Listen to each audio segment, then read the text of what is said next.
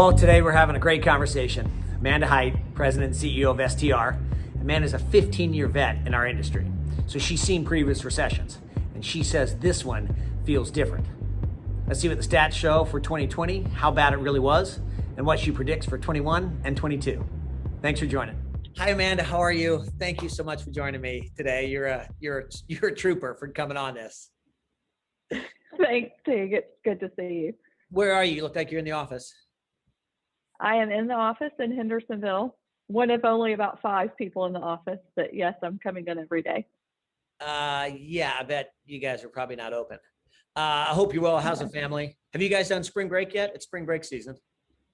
We are headed to Steamboat Springs, Colorado next week for spring break. This is our, we tried to do it for spring break last year and arrived in Steamboat on the day that they closed every ski mountain in North America. So we're trying again in 2021. So we'll see if it's a success or not. So did you have to leave the mountain and turn around and go home because everything was shut down? We tried to stay for a couple of days, but I was working and everything was closing in the town. So we just came home and started quarantining at home in March of last year. How's the snow? What have you heard? I haven't heard, actually. I've been on the road and super busy with work, so I have not even thought about spring break yet. I'll think about that on Friday. So Lee was just out there with his family. We had spring break last week. Lee was just out there with his family. He said it was great. So you're going to enjoy it. Love it. Good. It's a first time for me. I've never been snow skiing. I know. All right. Bunny no, I'm a water skier. Oh, then you got it. If you got water skill skis, you got it. I was going to suggest the bunny slope and the ski lodge, but you got it. If you're that's definitely my speed. Definitely my speed. I love it. So you mentioned travel. Have you been traveling? I mean, through this pandemic. I have.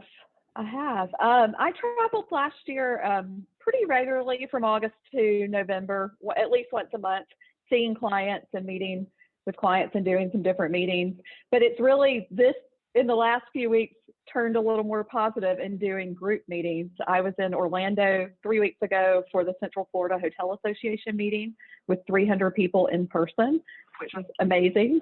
And then I did the San Antonio Hotel and Lodging Association meeting with about 125 people in person. And then the Memphis Hotel and Lodging Association meeting last week with about 125 people in person also.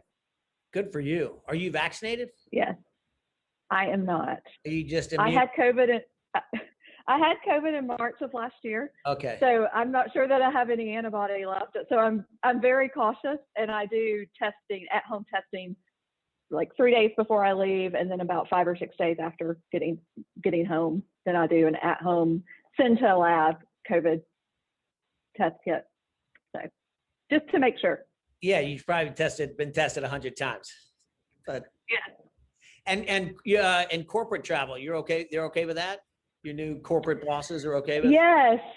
Yeah. So we don't have tons of money in the budget right now for corporate travel, but there are in our industry a lot of things happening. But we do have money in the budget for corporate travel. I mean, for STR in the lodging industry, we have to be willing to be out there on the road. And I have told the team, if our clients want us in person for a meeting, we will be there. I think we have to lead with that expectation if we want to really see this recovery take off in 2021. I got to ask, how long have you been at STR now? It's been a minute. 15 years. Yeah, that's what I thought. 15 years. I took over. Actually January was 11 years ago that I took over as president. Congratulations. Yes, thank you. What's it like working for corporate America versus Uncle Randy? It's great. It's so different than, you think you can anticipate it and you understand big corporate companies, and everything that I thought would be happening is not the case. It's been much more positive than I expected, probably. And I think that has to do with being a founder-run company. Mm-hmm. CoStar is still led by our founder. Andy Florence is our CEO. And the thing that I loved about Randy was that long-term vision, willing to invest, and we still have that within CoStar, which has been really excited. So you guys are growing. I mean, you got Europe now, you're getting alternative sort of hostels and those others. So talk to me about the growth. Yes, right. We started just before the pandemic. We started collecting data in short-term rentals. So we've started in Nashville as a pilot because it's our backyard, and now we have 3 markets that we're doing short-term rental benchmarking in the U.S. We have service department and hostels in Europe that we're doing benchmarking for. We also started forward-looking demand data collection. Well, we've had a product for years that we inherited when we bought a company out of Scotland, and we started expanding that pre-COVID. We had about 20 markets internationally outside of North America.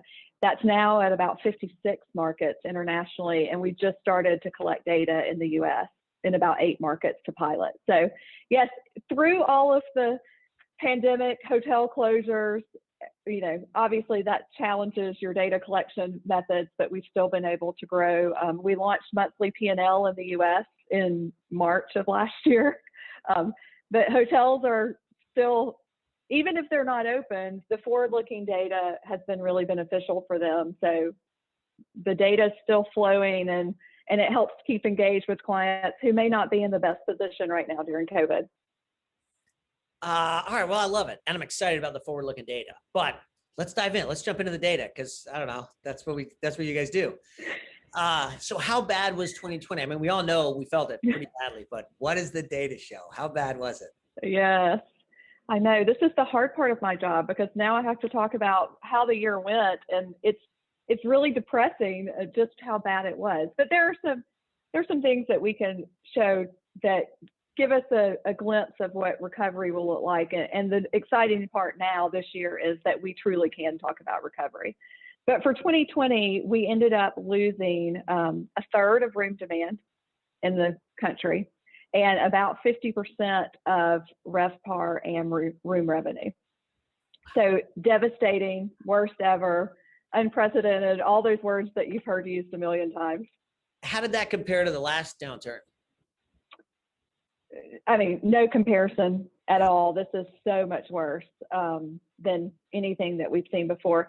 And you really can't compare. And you'll notice as we start talking about this year, we're comparing everything to 19 because this 2020 was not a normal economic cycle downturn that we've experienced before in our industry. Like our other downturns were typical economic cycles. This was the black swan event that was not normal, that you truly cannot compare because it wasn't an economic cycle. It was a disruption to the system. What nuances did you see? I mean, all the things we think we know, right? That the big cities were down more and the big boxes were down more and the economy stuff did okay. Right. Well, so it really, as we talk about what happened in 2020 and as we talk about the recovery, it's really different depending on where you are. There are some hotels in the U.S. that did better in 2020 than they had done in 2019 because we saw smaller markets that were drive-to destinations that had sort of wide open spaces. There were hotels that did really well consistently starting in June through October last year. So top 25 markets were hit by far the hardest. Large hotels. So the U.S. lost $84 billion in room revenue in the 10 months of COVID. So that's almost 5 times worse than what we lost in the prior recession, the Great Recession, which was about 18 months. So much, much worse. But when you look at that revenue loss, so 50% of that revenue loss happened in medium and large hotels in the top 25 markets. And it's really large hotels across all markets that have been hit the hardest. Large hotels, so that's 300 rooms or more, lost $32 million in room revenue in 2020. And that accounted for 38% of our industry's decline in room revenue. The top 25 markets will be, large hotels in the top 25 markets will be the last group of hotels that really start to see recovery. And for an industry, we need those hotels to recover, and that will really be the sort of barometer of how the economy for our industry is doing, because those are the large hotels that are depending on business travel and group business. group meeting business. What dare I ask? When do you see that coming back? Definitely towards the end of this year will be the first signs of light, I think. I mean, there are meetings happening. So we're going to see smaller meetings like I did in Orlando, 300 people. You know, that can happen. You can do a meeting with 300 people and physically distance, wear masks, change how you serve food if you're serving food. I mean, hotels have done a really good job pivoting and being able to host meetings. But will you be able to do a meeting with, 2, 3, 5,000 people? Certainly, we will be looking to Hunter in May to see, can we be in person in 1,000 people or more and do that safely. We're the guinea pig and going first, and we're spending a ton of time and energy and money trying to solve that and trying to make everybody feel safe and learning from the other conferences that are going before us. But let me pick on you. But you felt safe in Orlando with 300 people. Yes. So we were in a ballroom that you probably would normally see 700 people in. So it was much more space. You had 4 people at a round table that would normally have 8 or 10 people in a pre-COVID period. Everyone wore masks.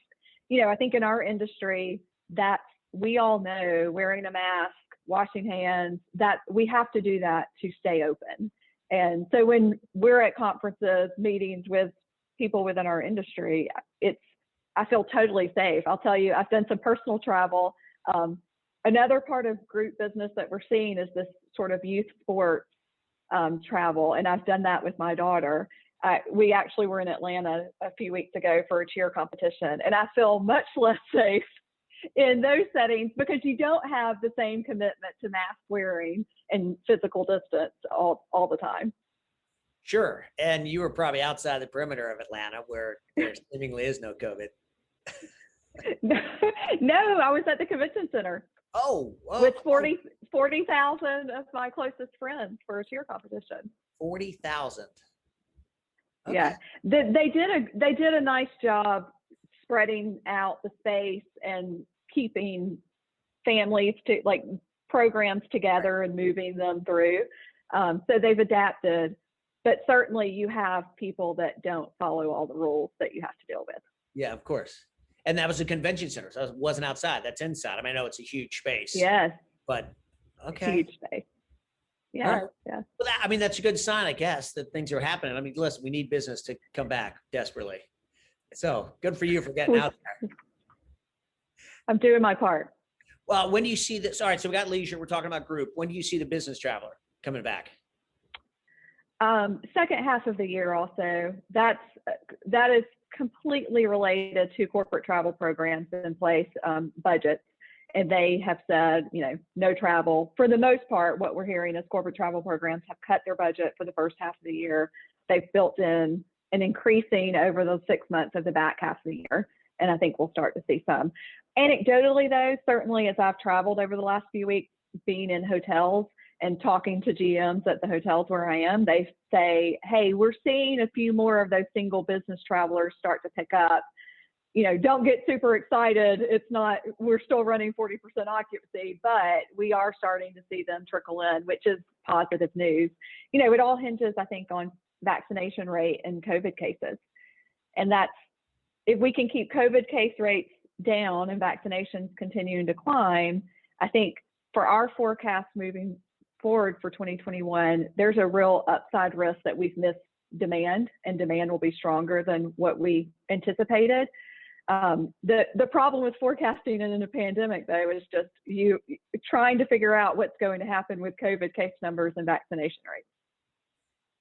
Yeah, I mean, it's a total guess. It was a guess pre-pandemic, and now it's a complete guess. But what is it? All right, let's do it. I'd love to see it. What does the data show? What is the forecast for data show? So for 2021, we expect demand to come back at 18% growth rate, ADR at a 4.3% growth rate. So that's going to put RevPAR at just over 16% growth for 2021. I will say most people think we're pretty conservative for our forecast.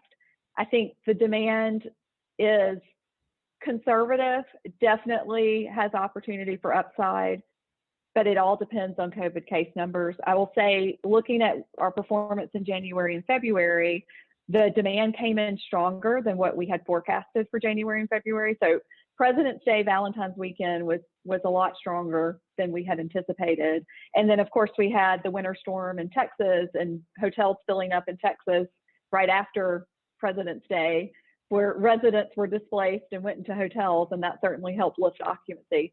But yeah, demand, I think, as long as we can keep COVID case numbers down, and that's the real fear where we sit today, is, okay, states are starting to open up more and more. Spring break is coming. People are traveling. Our case count's going to start to come up. I hope we're wrong and we've totally missed the demand and it's much stronger than what we anticipate. But on the rate side, so far in January and February, we're pretty spot on with our forecast. Okay, there's a lot of questions in there. One, you're traveling, so I'm going to use you as our guinea pig.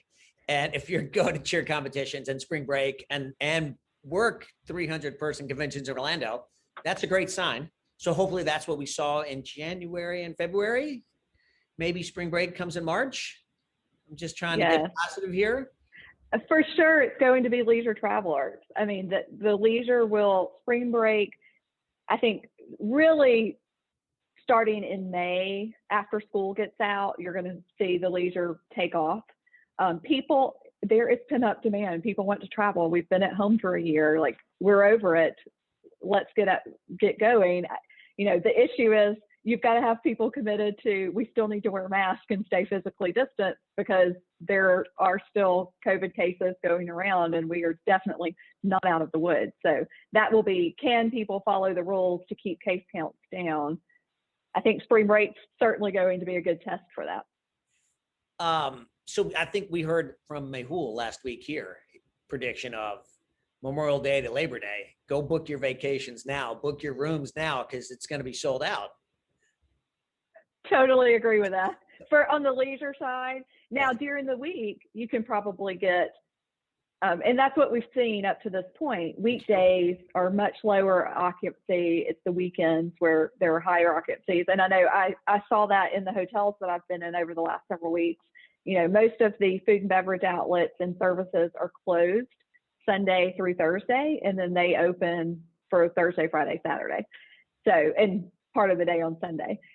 That's certainly been the story of the last 10 months since June, when we started to see a lift during COVID, but during the summer through October, you know, numbers were pretty good. And certainly they were very good in certain parts of the country. We had markets, beach markets, you know, we also had mountain markets, Gatlinburg, Colorado Springs, Wyoming, that did very well in 2020 in that period between June and October.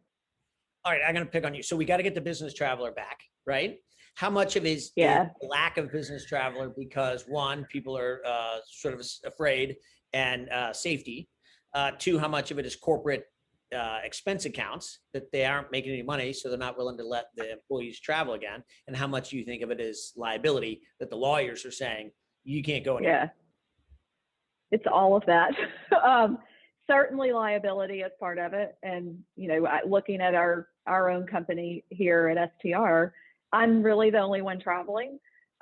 We don't want to ask employees to go out on the road in the middle of a pandemic. We don't want to put them at risk, and we're not going to force that. So, and there is a liability risk if we were to have an employee get sick and something terrible happen. So that's part of what will kind of hamper the business traveler getting back, in addition to, certainly, I think even equally, if not more, will be the budget. It's just, especially in our industry, when you look at the companies and how hard everyone has been hit over the last year, there is no budget for travel. So it is like absolutely essential travel only, and that's it. And that will still be in place in 2021. I think 2022 is where you really start to see that open up. Okay, good. So what do the numbers look like for 2022?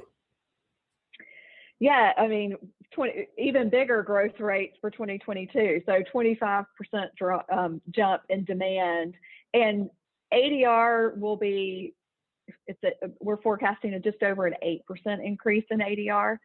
So that's going to put RevPAR growth at 32% for 2022. The issue is, for demand, we're going to get back to 2019 levels of demand by the end of 2023.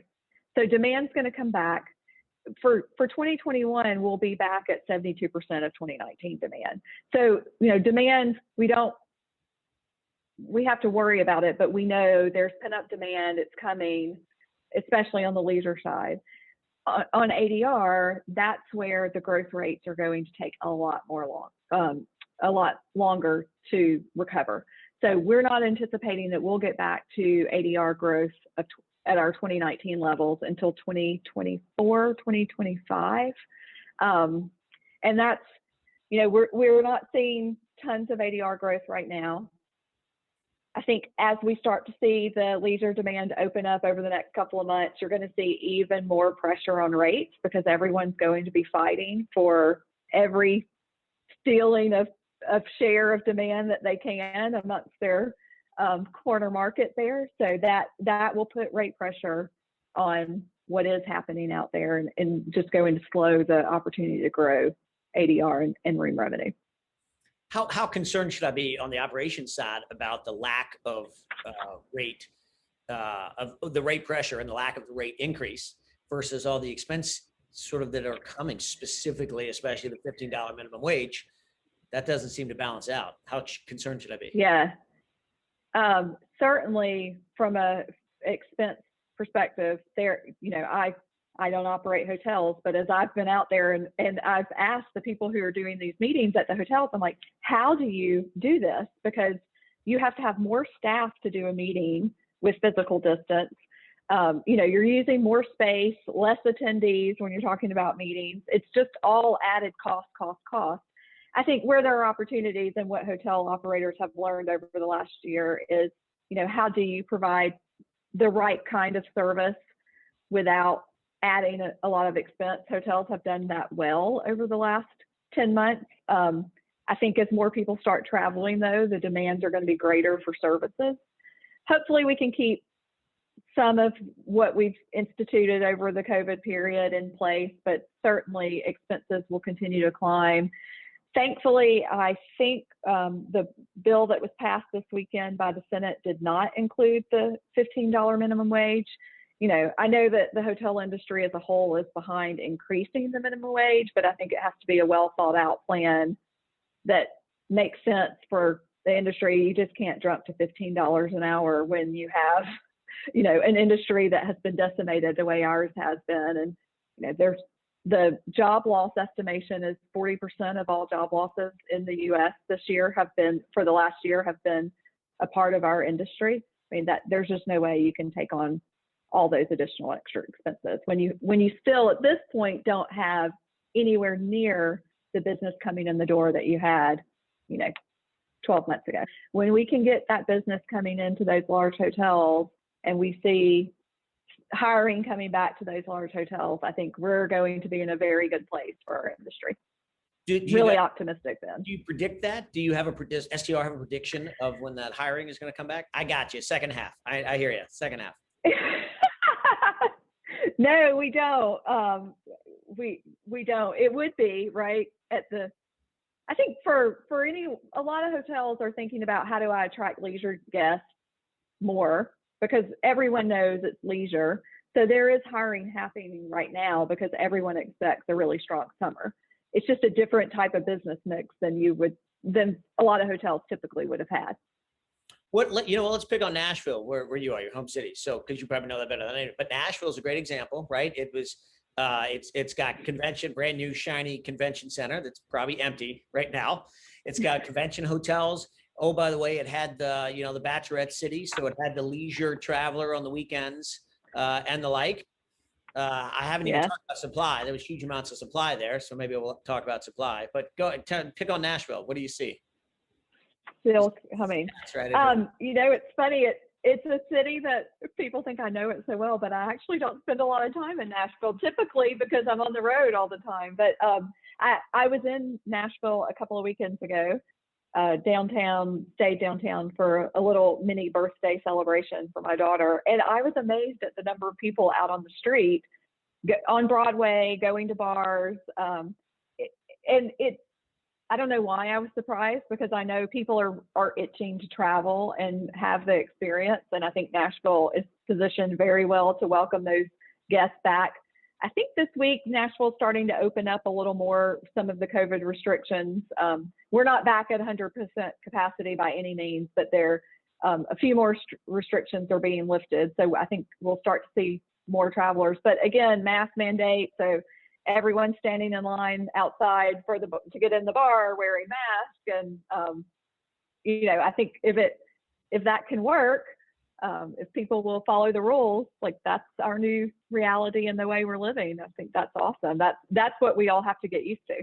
Yeah, yes, I like the mask. You at least feel safer. It's a sense of everyone feeling safe, yourself and others. You just can't wear it in the bar when you're drinking in the bar. For the whole sure. time. But the 20-somethings already have herd immunity because they've been going out the whole time. So, well, in Nashville, what they found was that there was not a lot of transmission in restaurants and bars, actually. So that is reassuring. That was during the summer last year that I had heard those stats. So hopefully that holds true now. But yeah, when I look across the top 25 markets, we expect positive RevPAR growth in 2021 for most of the top 25 markets. There's only a few markets that we think, okay, RevPAR is probably going to be flat to slightly negative. And those markets are Miami, Phoenix, and New Orleans. And we'll see demand come back and occupancies climb there. That's mainly going to be rate driven. That rate's just a little more of a drag on the growth. And so they're still going to be at a slightly negative RevPAR growth rate for 2021. But everyone else in the top 25, leisure is going to drive it, and we expect RevPAR gains, positive RevPAR gains. How much of those three, specifically Miami, because they were the first ones out? Are they also the ones that had the highest growth in 20 or least fall? Yeah, I need to look at that to see where they landed for the year. I don't have that number in front of me, but certainly Miami had 80% occupancy last weekend. So we're seeing strong occupancy rates in those markets already, and rate is the dragger. It's just the rate's not growing in the same way because you don't have the same amount of compression and demand coming in. All right, let's stay on markets. You started it. So give me other markets you think are going to do really well, and give me some markets that you think are going to do poorly. Any beach market. Yes. I think, well, I shouldn't say any because California is still closed down, but certainly the Florida beach market, and we've seen this in January and February, Florida beach markets have done great, and I expect that trend to continue. And I think other beach markets, or going back to those mountain markets that we saw last summer, will also be strong. The markets that will struggle will be New York, San Francisco, LA, Hawaii, just because of everything being closed down for so long. That's going to be, they're restarting later than everyone. And certainly there's a hurdle just with the travel. Hawaii depends on a lot of international travel, just like San Francisco, New York. We're not going to see international travelers coming back in this year meaningfully. I think maybe hopefully in the second half of the year we get some regional international travel, but you're talking Europe and Asia, that's not happening this year. And those gateway markets will continue to have a hard time until they can get the international travelers back. When is STR predicting that the international traveler will come back? Next year. So we do think at the end of this year, we'll see some regional international. So hopefully Canada, Mexico sort of travel. But it will be 2022 before we start to see any real international travel. And that's not back to where we were. It's just hopefully seeing it restarting is what we're anticipating. are you seeing the open states? Can you see in the stats, the data, that the open states are faring far better than the closed down, shut down states? Oh yeah. I mean, and it's been that way since June, where we saw Colorado, Wyoming, Corpus Christi, Texas, Myrtle Beach, the Florida beaches, Gatlinburg, Pigeon Forge. I mean, I'm in Tennessee, and to see Gatlinburg, Pigeon Forge top the list of best performing markets week after week during 2020 was kind of surreal to see that. But those are the drive-to destinations where you can get outside, where people were comfortable going. And it's not just people comfortable going, but they're sure that things will be open, and that, if I'm going to book travel, I actually can take that travel. And then when I get there, the attractions or whatever I want to do will actually be open for me. Restaurants. That certainly has been a challenge for me as I travel, that not everything is reopened. So finding restaurants and places you can go is a bit more challenging. And I'm a seasoned traveler, so it works for me. But for a leisure traveler who's not a seasoned, those are some hurdles to overcome. So they're sticking to those places that they know are open. That makes sense. I mean, listen, in Atlanta, we've seen a lot from the closed states, Michigan and the like, just coming to Atlanta to hang out and go eat at bars and restaurants and the like. So people make choices. Yeah. All right, talk to me about supply, because I know you guys track supply. So tell me what's happening. Is everybody stop building everything, or no, we're going to head down, people are going to keep building? So the rooms that are under construction, which is vertical construction for us, under construction is you're out of the ground moving up. It's 196,000 rooms, so it's down compared to last year. Not down significantly, it's like just over 1%. So the rooms that are in construction will happen. Absolutely, they're not pausing, they're not going. And in fact, I would say they're probably trying to get them open faster, because you need to get open to be able to start making debt service. You need revenue coming in. I know there are challenges for the projects that are under construction in terms of just the supply chain to get supplies to job sites has tremendously slowed because of COVID. So we had already seen an uptick in how long it was taking rooms to get open in that under construction. It used to be like 12 to 18 months was the given. Everything was under construction. It could happen in that 12 to 18 month period. It's about 24, 28 months now, maybe 2.5 years that it's taking to get things under construction completed. What we have seen on the supply side are more projects in the planning and pre-planning phases being moved to abandoned or deferred. So in the 10 months of COVID in 2020, there were just like 330 projects that were in the planning or pre-planning, planning or final planning phases, and they moved to either abandoned or deferred. So more are moving to deferred. I think a lot of people are putting it into deferred. Let's wait, see, maybe in a year we'll restart this. But they are definitely, if you're not shovel in the ground vertical construction, you're rethinking and saying, maybe I need to pause a little bit. Yeah, we're hearing that from our developers, but I'd probably pause too, or at least push everything out a bit. Yes. Well, if you haven't gotten financing yet, which usually you haven't in those phases, like certainly getting financing for a hotel in a pandemic when things are closed has been harder. I know. A lot more challenging. And I'm assuming it'll be interesting to see how that proves out in the data when that supply graph starts to shrink and maybe the demand is still picking up. Maybe that helps us recover faster too. But what do I know? Yeah, I think it depends on what market you're in, right? So it depends on where this new construction's coming in. Really, if it's an urban core of a top 25 market, that's going to be tough, because those are going to be the last hotels to really see recovery. Vegas has a lot of new hotels coming in, especially on the luxury, a lot of rooms, I should say, on the luxury side. So there's about, I think 13,000 rooms under construction in the luxury segment across the country, but the bulk of them are in Las Vegas. About 40% of them in Las Vegas. What are the numbers in Vegas right now? Is Vegas half full? So we don't actually report on Vegas as a market because of so many casino hotels, but we know that they're not having the large scale meetings that they so often depend on. Sure. All right. So my takeaways are, and I may mess up these numbers, so I apologize. 16% RevPAR growth in 2021, all of course in the back half of the year.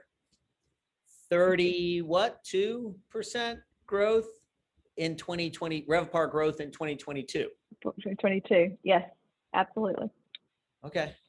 Big gain. So And certainly, as we look at the monthly numbers, this moving forward in 2021, March is the year that it hit us. So we're going to have easy comps for the rest of the year. Right. Oh, right. Oh, sure. So we can all feel really good about the performance.